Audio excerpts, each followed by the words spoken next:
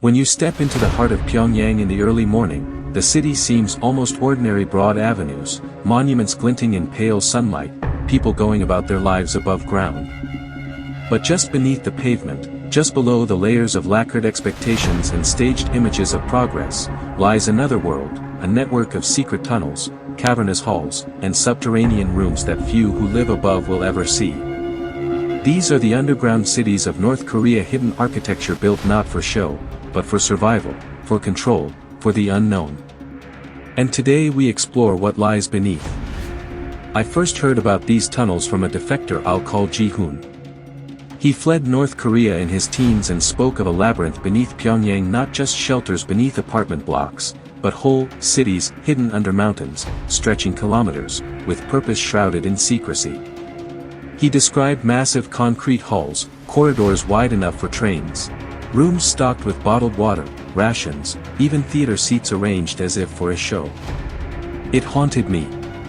What kind of society builds such places and why? On the surface, architecture in North Korea is loud. Monumental statues, oversized plazas, wide boulevards intended for display. But digging deeper, literally and metaphorically, we find an entirely different aesthetic. Imagine entering through a doorway at ground level disguised as a simple subway entrance. You descend, the hum of daylight fades, the temperature drops. The walls shift from polished marble to bare, exposed concrete, veins of water creeping along the joints. And you are underground.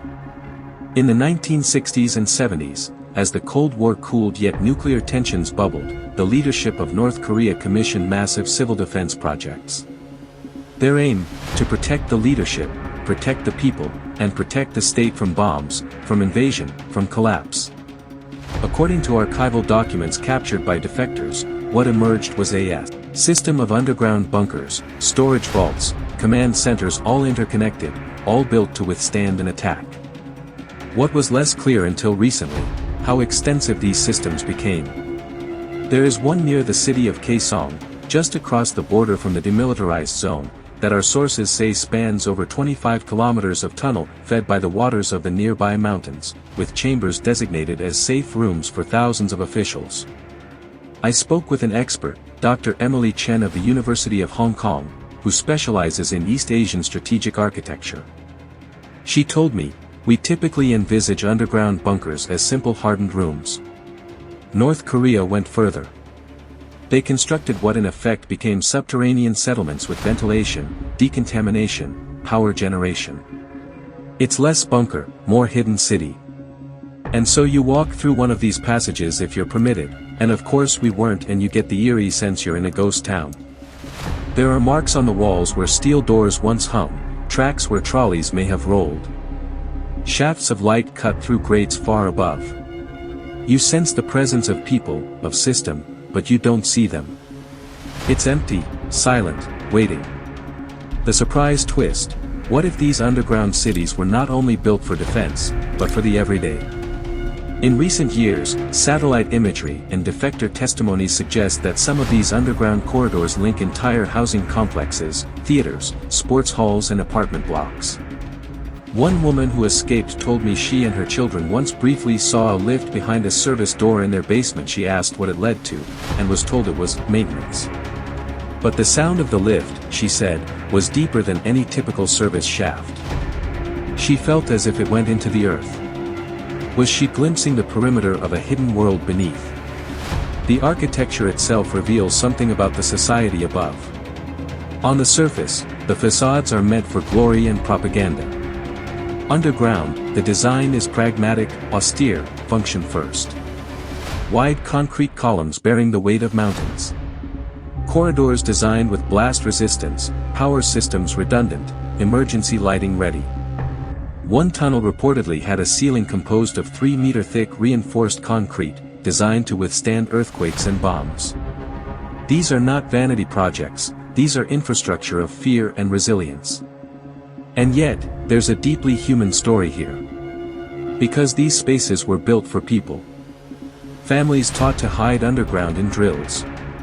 Workers told to shelter, to continue life beneath when the bombs fall. But the permanence of these spaces also tells us about the state's vision of danger being constant, not just possibility, but inevitability. In 2018, defector survey teams using ground-penetrating radar identified what appeared to be an abandoned subterranean theater beneath Pyongyang city center, complete with rows of seats, lighting rigs, and sound control booths. Why build a theater underground? One interpretation: in the event of war, life must go on, propaganda must be broadcast, music must be played, the state must continue its narratives. The underground theaters ensure the show doesn't stop. Dr. Chen's research suggests another layer: the architecture expresses control. These subterranean systems give the state a means to move leadership, civilians, supplies, invisibly. At the moment of crisis, you don't rely on the open roads. You rely on the unseen. It's about mobility beneath the surface, Chen said, about preserving the state infrastructure untouched by aerial surveillance or bombardment. The hidden arteries. But there's also risk. In the late 1990s and early 2000s, as North Korea endured famine, many of these underground corridors were repurposed not just for bunkers, but for storage of grain, medicines, even makeshift refugee shelters. Some appeared in state propaganda films as safe subterranean cities of the future. But in fact they had become part of a decaying system: water leakage, collapsed ceilings, ventilation clogged. One former engineer I spoke with, who fled in 2016, recalled standing by a rusted emergency exit door in an underground hall and being told, "This is for the worst time." He paused. "But then I thought, is the worst time already here?" There is a tension here. The impressive scale of these underground cities speaks of ambition, the secrecy speaks of fear, the decay speaks of neglect.